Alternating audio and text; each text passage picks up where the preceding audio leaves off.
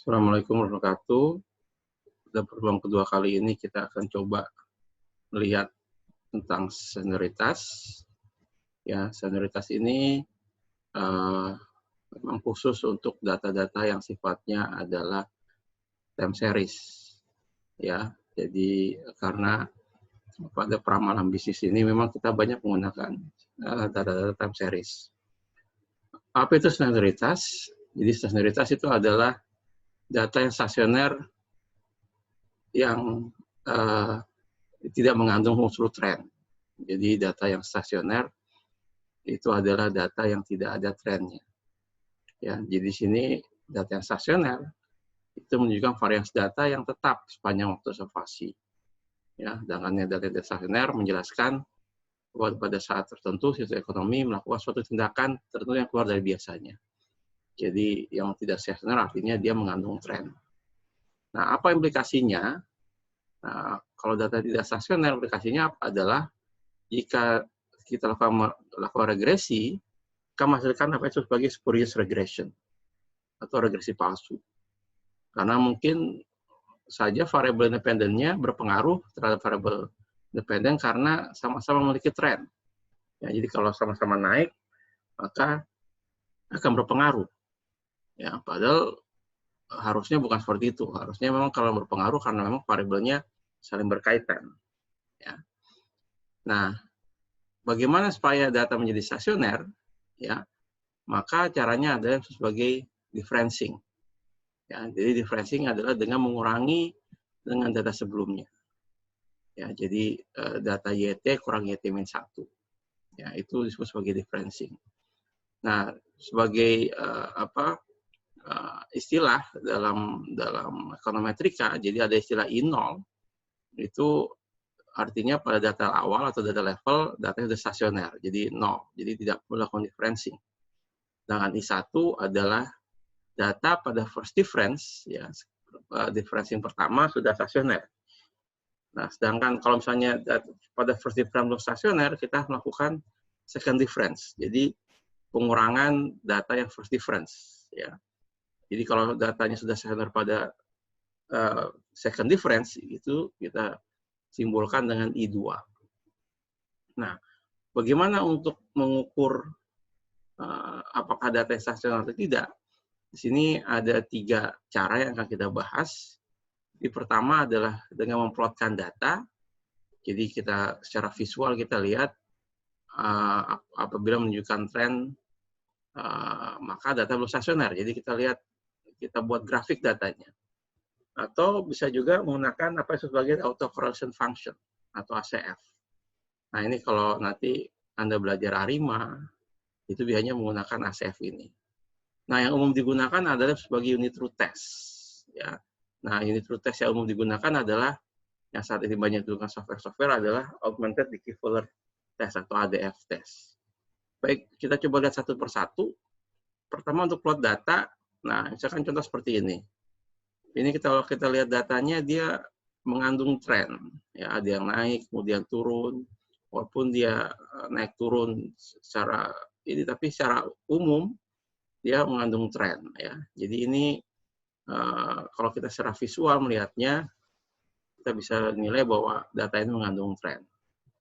Nah, bagaimana kalau yang sudah stasioner? Nah, seperti ini datanya. Datanya kalau kita tarik garis tren, itu garis lurus.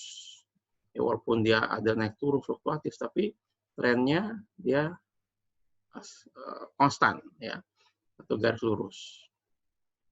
Nah, kemudian cara kedua untuk menentukan apakah datanya stasioner atau tidak adalah dengan ACF, atau correlation function. Nah, untuk correlation function ini intinya adalah kita coba mencari korelasi antara data dengan lag datanya. Jadi lag 1, lag 2, lag 3. Jadi kalau 1 itu artinya hubungan antara data 1 dan data sebelumnya, data kedua dengan 3, dan seterusnya. Kalau lag 2 ada 1 dengan 3, 2 dengan 4, dan seterusnya. Nah, ini rumusnya kira-kira seperti ini.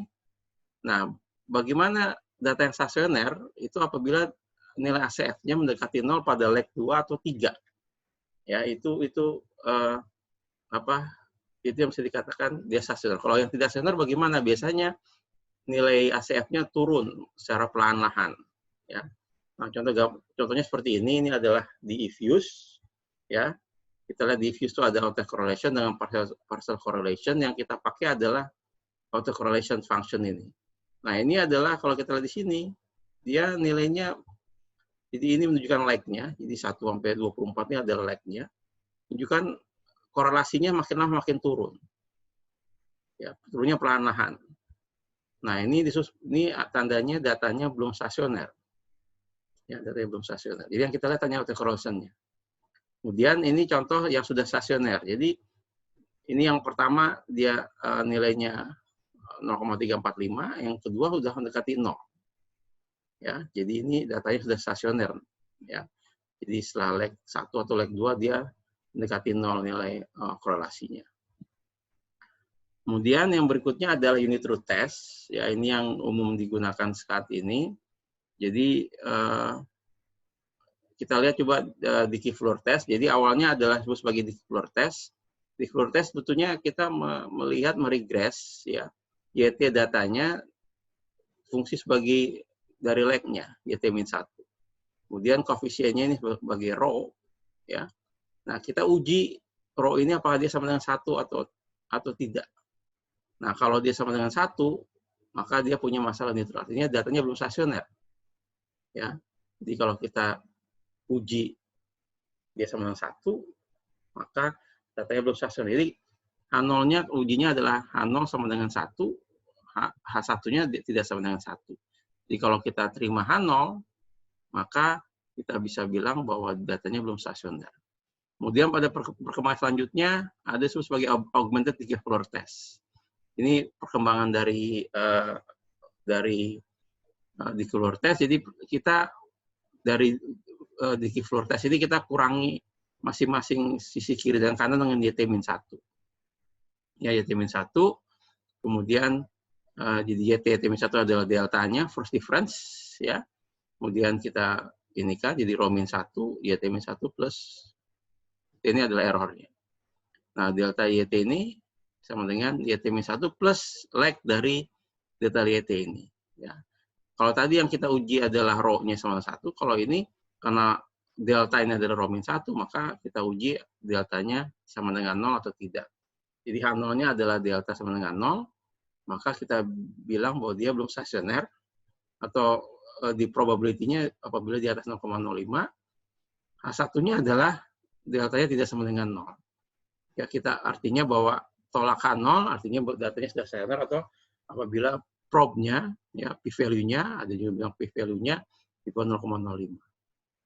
Nah, ini tadi sama, ADF testnya itu ujinya ya, di H0 belum stasioner, kalau probe di atas 0,05, H1 data stasioner kalau kurang dari 0,05.